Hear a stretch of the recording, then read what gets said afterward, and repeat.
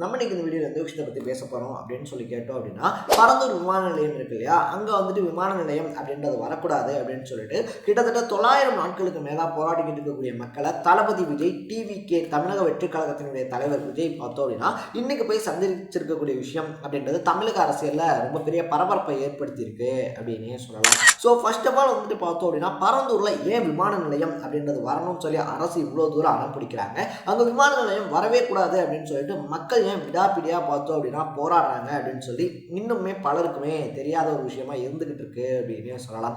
1 இல்லை 2 இல்லை கிட்டத்தட்ட 900 நாட்களுக்கு மேலே வந்துட்டு பார்த்தோம் அப்படின்னா இந்த போராட்டம் அப்படின்றது நடந்துகிட்டு இருக்கு. விவசாயிகள் எல்லாருமே சேர்ந்து பார்த்தோம் அப்படின்னா டெல்லியை முற்றுகையிட்டு ஒரு போராட்டம் அப்படின்றது பண்ணப்ப பார்த்தோம் அப்படின்னா எந்த அளவுக்கு மீடியா அதை மறைக்க முயற்சி பண்ணாங்களோ அதே மாதிரி பார்த்தோம் அப்படின்னா பரந்தூர் மக்களுடைய போராட்டம் அப்படின்றதும் ரொம்ப பெரிய அளவில் பேசப்படாமல் இருக்கு, பேசப்பட விடாமல் இருக்கு அப்படின்னே சொல்லலாம். ஸோ என்னதான் நடக்குது பரந்தூர்ல அப்படின்னு சொல்லி தான் இந்த வீடியோவில் நம்ம பேச போகிறோம். ஃபர்ஸ்ட் ஆஃப் ஆல் இந்த பரந்தூரில் விமான நிலையம் அப்படின்ற கான்செப்டே எப்போ கொண்டு வராங்க அப்படின்னு சொல்லி பார்த்தோம் அப்படின்னா, சென்னையில் இருந்துட்டு இன்னொரு விமான நிலையம் அப்படின்றத கொண்டு வரது நல்ல ஒரு விஷயமா இருக்கும். ஏன்னா அதிகப்படியான பேர் வந்துட்டு சென்னை விமான நிலையத்துக்கு வந்துட்டு போய்கிட்டே இருக்காங்க.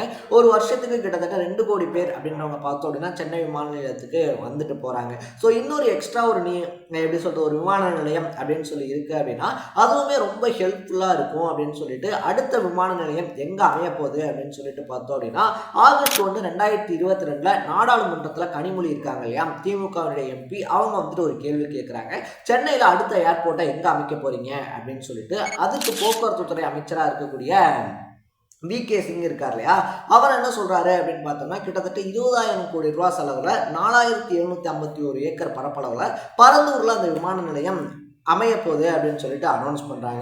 ஸோ இந்த அனௌன்ஸ் வந்தோடனே பார்த்தோம் அப்படின்னா கருப்பு துணியை கைகள்லேருந்து அந்த ஊர் மக்கள் போராட்டத்துக்குள்ளே இறங்குறாங்க அப்படின்னே சொல்லலாம்.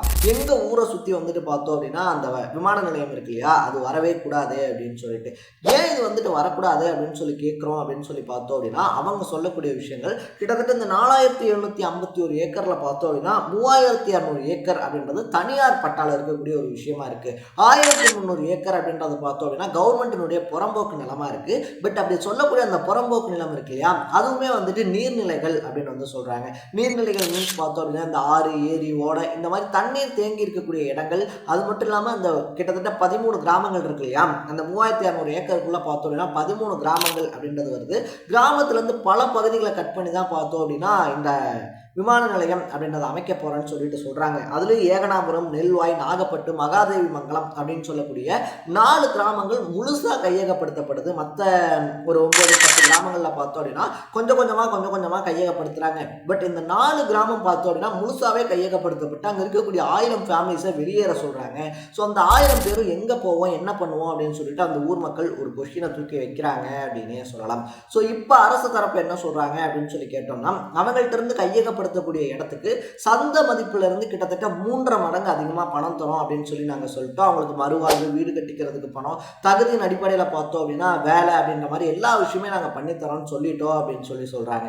பட் அட் த சேம் டைம்ல அங்க இருக்கக்கூடிய மக்கள் இருக்காங்க இல்லையா, அவங்க எழுப்பக்கூடிய கொஸ்டின் என்னவா இருக்கு அப்படின்னு சொல்லி பார்த்தோம் அப்படின்னா, நீங்க இடம் இருக்கிறவங்களுக்கு இழப்பீடு தரோம், இடம் இருக்கிறவங்களுக்கு இழப்பீடு தரோம் அப்படின்னு சொல்லி சொல்றீங்க. சொந்த இடம் இருக்கிறவங்களுக்கு கூட ஒரு வகையில இழப்பீடு அப்படின்றது கிடைச்சும். பட் தினக்கூலியா இருக்கக்கூடிய விவசாயிகள் இருக்காங்க இல்லையா, ஆயிரக்கணக்கான தினக்கூலிகள் அங்க இருக்காங்க. அவங்களுக்கு விவசாயம் மட்டும்தான் தெரியும். அவங்கள பத்தி நீங்க யோசிக்கவே மாட்டீங்க. இடத்துக்காரங்களுக்கு நிவாரணம்னா எங்களுக்கு விவசாயம் அப்படின்றது மட்டும்தான் பண்ண தெரியும். ஸோ நாங்கள் என்ன பண்ணுறது, நாங்கள் இந்த பணத்தை வாங்கிட்டு போய் வேறு என்ன பண்ண முடியும், எங்களுக்கு விவசாயத்தை விட்டால் ஒன்றுமே தெரியாது, ஸோ நாங்கள் போக மாட்டோம் அப்படின்னு சொல்லிட்டு அந்த மக்கள் விவசாயத்துக்காக அங்கே போராடுறாங்க. இன்னொரு பக்கத்தில் கவர்மெண்ட் பார்த்தோம் அப்படின்னா அதெல்லாம் முடியாது, அமைச்சா பரந்தூர் இருக்கு இல்லையா, பரந்தூரில் தான் விமான நிலையம் அப்படின்றத அமைப்போம் அப்படின்னு சொல்லிட்டு அரசுமே வந்துட்டு பார்த்தோம் அப்படின்னா விடாப்பிடியா அறிக்கைகள் அப்படின்றத விட்டுக்கிட்டு இருக்காங்க அப்படின்னே சொல்லலாம். சுற்றுச்சூழல் ஆர்வலர்கள் இருந்து எல்லாருமே சொல்ற விஷயம் என்ன அப்படின்னு சொல்லி பார்த்தோம்னா, கிட்டத்தட்ட 13 கிராமங்கள்ல இருந்து பாதியை பிச்சு 4 கிராமங்களை முழுசா அழிச்சு அரசு புறம்போக்கு நிலம் அப்படின்னு சொல்லக்கூடிய 1300 ஏக்கர் நீர்நிலைகள் இது எல்லாத்தையுமே அழிச்சு அப்படி ஒரு பசுமை விமான நிலையம் அப்படின்றத ஏன் கொண்டு வரணும்னு சொல்லி அரசு துடிக்கிறாங்க. இருக்காங்க. அப்படி ஒரு விமான நிலையத்தை கொண்டு வந்தாலும் கூட இந்த நீர்நிலைகள் எல்லாத்தையுமே அழிக்கிறதன் மூலியமா பார்த்தோம் அப்படின்னா சென்னைக்கு ரொம்ப பெரிய ஆபத்து அப்படின்றது இருக்கு. இப்பயே வந்துட்டு பார்த்தோம்னா டிசம்பர் மாசங்கள்ல வந்துட்டு இந்த மழை சீசன்லாம் இருக்கு இல்லையா, அதுல வந்துட்டு சென்னை எப்படி தத்தளிக்குது அப்படின்னு சொல்லிட்டு எல்லாருக்குமே நல்லா தெரியும்.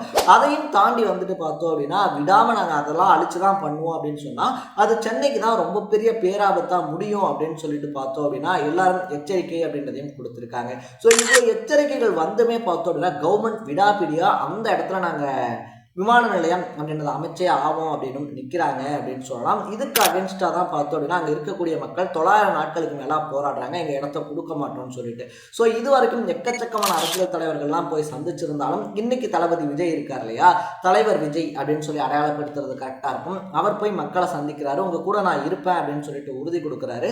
அது மட்டும் இல்லாமல் அவர் அங்கே கேட்கப்பட்ட கேள்விகள் அப்படின்றது இருக்கு இல்லையா, ஸோ டங்ஸ்டன் சுரங்கம் அப்படின்றத அமைய விடமாட்டேன் அப்படின்னு சொல்லக்கூடிய அதே முதலமைச்சர் தான் இங்கே விமான நிலையம் அப்படின்றத அமைக்கணும்னு சொல்றாரு. அங்க இருக்கக்கூடியவங்க இருக்காங்க இல்லையா, அங்க இருக்கக்கூடியவங்க நம்ம மக்கள் அப்படின்னா இங்க இருக்கக்கூடியவங்க நம்ம மக்கள் தான். நீங்க எதிர்க்கட்சியா இருக்கும்போது 8 வழிச்சாலையா இருந்தாலும் சரி, இல்ல அடுத்தடுத்த திட்டங்கள் இருக்கு இல்லையா, அதெல்லாம் வரும்போது அதெல்லாம் விட மாட்டோம். அதெல்லாம் வந்துட்டு உழவர்கள் விவசாயிகள் இருக்காங்க இல்லையா, அவங்களுடைய வயிற்றில் அடிக்கக்கூடிய திட்டங்கள் அதெல்லாம் வந்துட்டு பார்த்தோம் அப்படின்னா அவங்க வாழ்வாதாரத்தை வந்துட்டு சீர்படுத்தாது, அது வந்துட்டு சீர்குலைச்சிடும் அப்படின்ற மாதிரியான விஷயங்கள்லாம் சொல்லியிருந்தீங்க. ஸோ எதிர்கட்சியாக இருக்கும்போது ஒரு ஸ்டாண்ட் அப்படின்றத எடுக்கிறீங்க, அதே ஆளுங்கட்சியாக வந்ததுக்கு அப்புறமா பார்த்தோம் அப்படின்னா நீங்கள் இருந்த ஸ்டாண்ட் இருக்கு இல்லையா, விவசாயிகளுக்கு அதெல்லாம் தீங்குன்னு சொல்லி எதை சொன்னீங்களோ அதே விஷயத்தை தான் வந்துட்டு பார்த்தோம் அப்படின்னா இப்போ நீங்கள் பண்ணுறீங்க. இது என்ன மாதிரியான ஒரு கேள்வி அப்படின்னு சொல்லிட்டு எல்லாரும் கேள்வி எழுப்பியிருக்காங்க அப்படின்னு சொல்லலாம். ஸோ ஃபர்ஸ்ட் ஆஃப் ஆல் இந்த விமான நிலையம் அப்படின்றத பரந்தூரில் மட்டும்தான் அமைக்க முடியுமா அப்படின்னு சொல்லி ஒரு கேள்வியும் வந்திருக்கு அப்படின்னே சொல்லலாம். பல எதிர்கட்சிகள் சொல்லக்கூடிய விஷயம் என்னவா இருக்கு அப்படின்னு சொல்லி பார்த்தோம்னா வேற இடம் அப்படின்றத மாற்றலாம், அங்கதான் வந்துட்டு விவசாயிகள் விவசாயம் பண்ணிக்கிட்டு இருக்காங்க அப்படின்னு சொல்லி தெரியுது. லைக் உப்பளம் மாதிரி இருக்கக்கூடிய இடங்கள்ல பார்த்தோம்னா சென்னை உப்பளம் பகுதிகள் இருக்கு இல்லையா, அங்க கவர்மெண்ட்டுக்கு சொந்தமான இடங்களே எக்கச்சக்கமான ஏக்கர்ஸ் கிடக்கு.